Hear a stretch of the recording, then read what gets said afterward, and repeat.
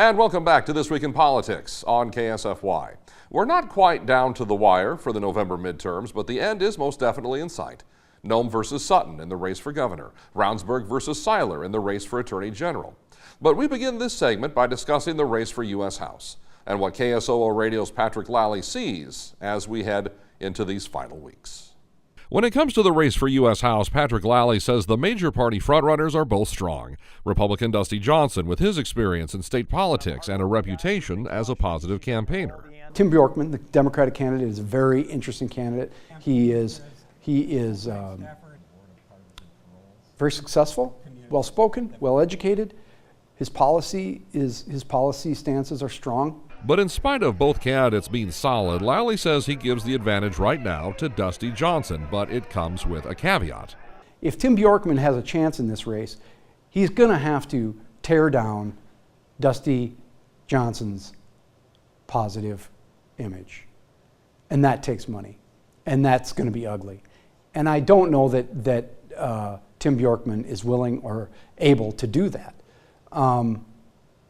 And that might be to the benefit of South Dakotans in terms of a race that is based on conversation and issues, because they're both very adept and very well informed. From the U.S. House race, we segue to the race for South Dakota governor, pitting Republican Kristi Noem against Democrat Billy Sutton. And Lalley tells me right now there is a lot of interest in that Sutton campaign.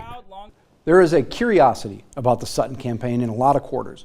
And there is interest outside the state of South Dakota in that race because of who Billy Sutton is and his story. And it's a good story. And a lot of politics starts with a good story. While there may be increasing interest in the Sutton camp, Lalley says it is not diminishing Kristi Noem's core of supporters. And a planned visit by President Trump 5 days from now will energize South Dakota Republicans.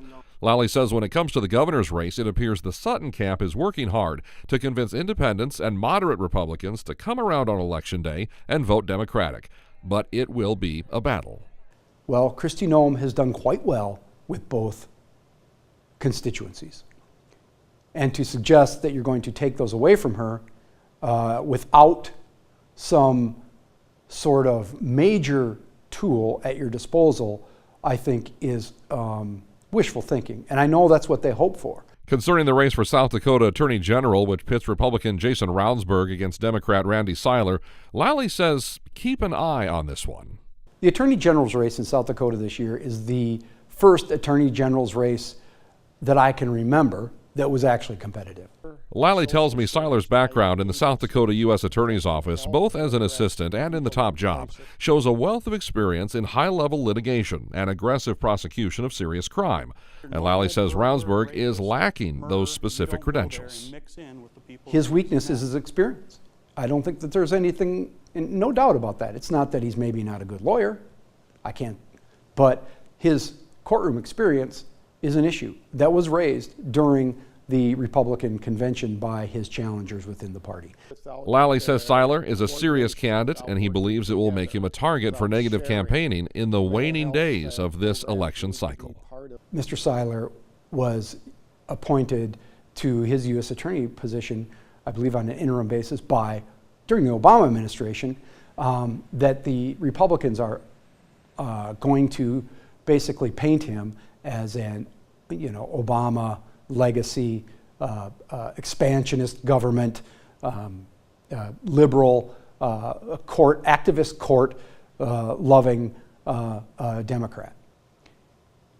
I don't know if that plays on the state level, but that's a very interesting race, and really I think the best chance for Democrats to win a statewide office in a while.